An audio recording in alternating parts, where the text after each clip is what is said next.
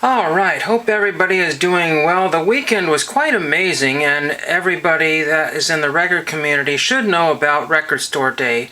I made a small video about it, documenting some of the stuff that I did, and I was basically a stay-at-home watcher from afar, but you could watch live streams of many stores selling records, and it was amazing seeing all these stores, people buying great stacks of records for anywhere between some of the cheaper 7 inches were around $10 or something like that, and then there were some that were like, $400 for a box set, up to that kind of point. And then, but it was amazing seeing like these shelves being replenished and replenished and replenished. It looked like nothing ever disappeared, And then some box sets, kind of like the Grateful Dead were one of those things that some collectors said, oh boy, another Grateful Dead. How many Grateful Dead releases can you have? But there are some people that are completists out there and want everything, and I understand all of that.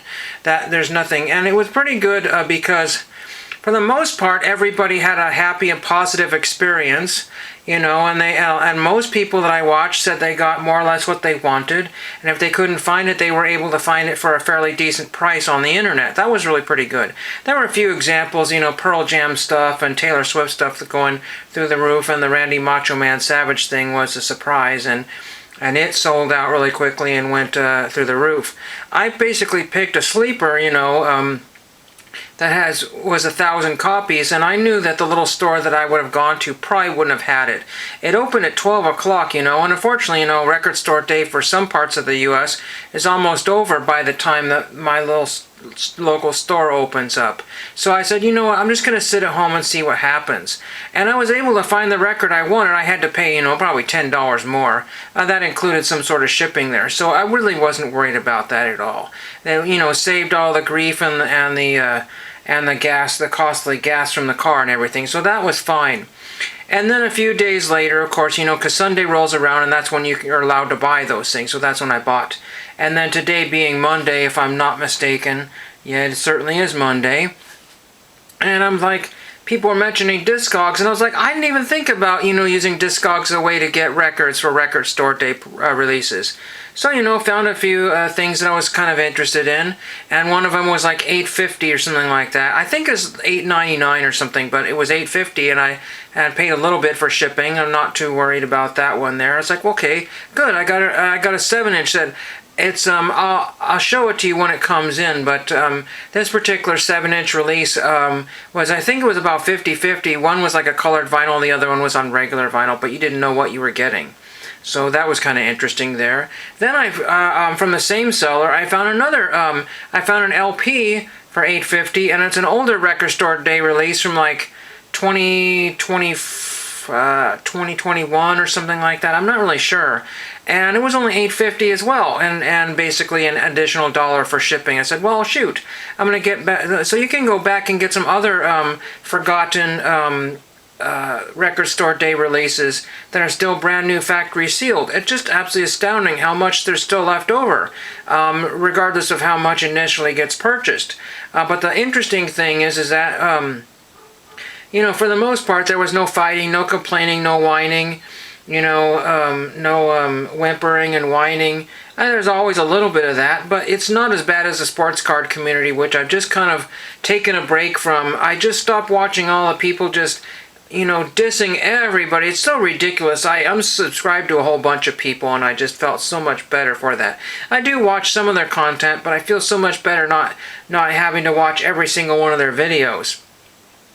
But like I said, there was plenty of stuff that was available, and these two releases I picked up off of Discogs were only limited to like 800 copies. It doesn't seem like a whole lot, Now, if it was 800 copies in the card community, there's like, oh my gosh, that's overprinted, trying to find 800 people that were going to collect that one card. Now, if it was a Mike Trout number to 800, that's a little bit different. But I just, had some good fun, and I didn't have to spend a lot of money doing it, and saved a lot of time and grief. Now let's go into some other stuff here. I only got one postcard in the mail today, and it was kind of frustrating because this one out of San Francisco or Sacramento, California. And the reason why it's frustrating, they gave me everything back, including the envelope I sent them. But this is Artois, California, or Artois, California, and they canceled my envelope. They didn't put it back in there, but that doesn't matter. They used their own. But it's frustrating because I sent this to them before Christmas time, and I was hoping to have some sort of December cancel on it. Just a little minor thing here, but you know, April 21st, and they didn't even put the year on there. They didn't know what they're doing. They don't know how to cancel stuff there, I guess. But April 21st and no date there. Very unusual there. This is the previous amount, or previous postal rate here. So I wanted to say this was 43 or something like that instead of 48. It's supposed to be 51 or something ridiculous anymore. Having to pay over $1 for a postcard, because usually 50 cents for postcards. And that leads me into my next thing here. Went to the bins because, well, first of all, I was going off to a store to try to find some little end caps to cover up some holes in some picture frames because I needed some brass things. So I spent 25 cents at the Habitat for Humanity Restore. I would have liked to have 4 of these little brass pieces, but I only found 2, so I figured use those for the top. And then on my way back, because I'm going to go to the bins, so I only spent 25 bucks. And it wasn't super crowded as it usually. It's a very nice day out there. I was shocked that there was actually spots in the parking lot, but you know, that one row gets really pretty squeezed in there. So I wasn't finding very much, but I did come across a lot of very interesting things here, and I'll show you some of them here. I'm not sure exactly what this is. It's the Portland Cello Project, but I thought it was unusual having the Mastodon skeleton with a guy holding a cello. A very unusual shirt there. So I will research them and figure out what that is.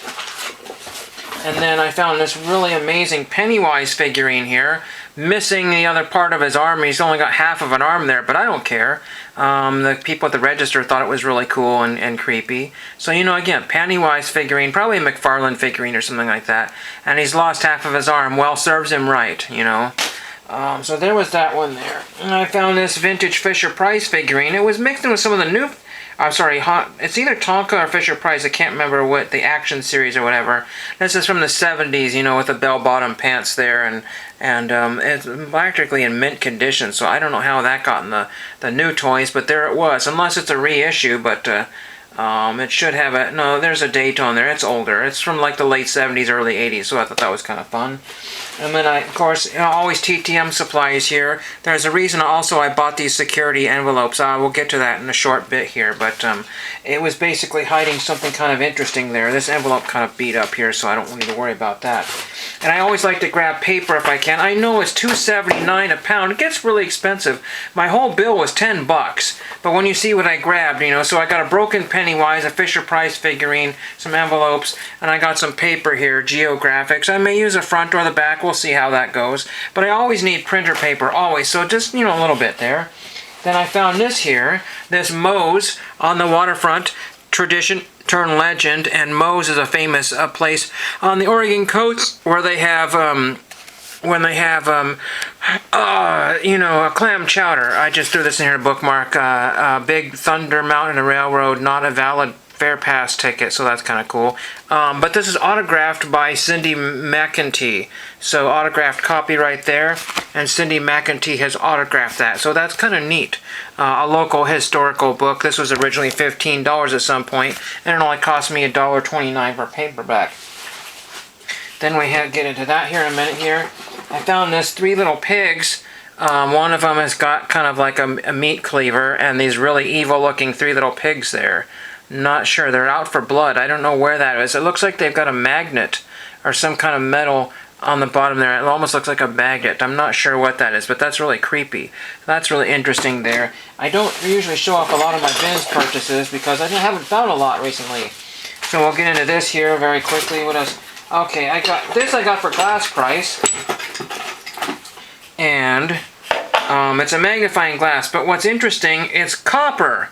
It's made out of copper. That's very unusual. It's kind of older. There was a bin that had a bunch of older items in it, and somebody grabbed the whole box. It's like, oh, crud, you know, but nothing I wanted, and that's kind of neat to find this old vintage magnifying glass. I'm always needing magnifying glasses for things.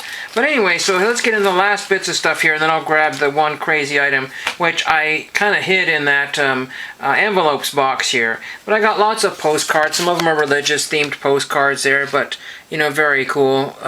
Might as well grab them. So that is very, very cool.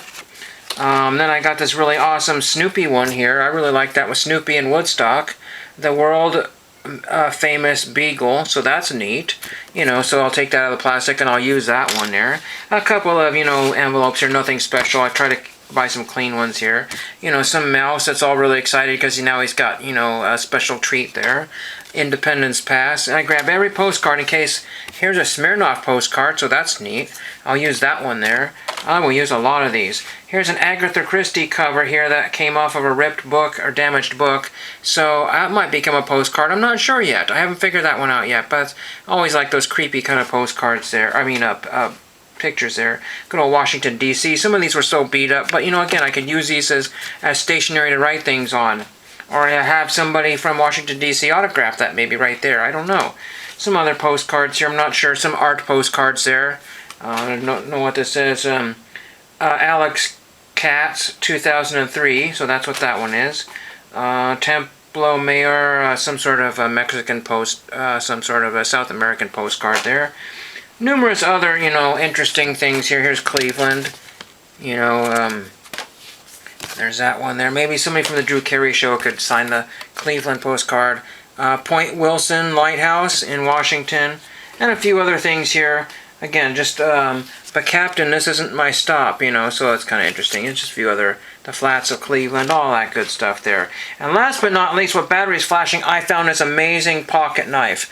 I don't know how it got there, but it is a Portland, Oregon, USA pocket knife made by Gerber. Just absolutely insane. That could be a $75 knife. Very, very high quality. I could not believe that. You're not supposed to have those things out there, but I was very polite about it. Didn't say anything, and that was actually in the leftovers in the bin, if you can even believe that. So I had an amazing record store day, found some great stuff on Discogs and eBay, and got some great postcards for my project, and thank you everybody for watching.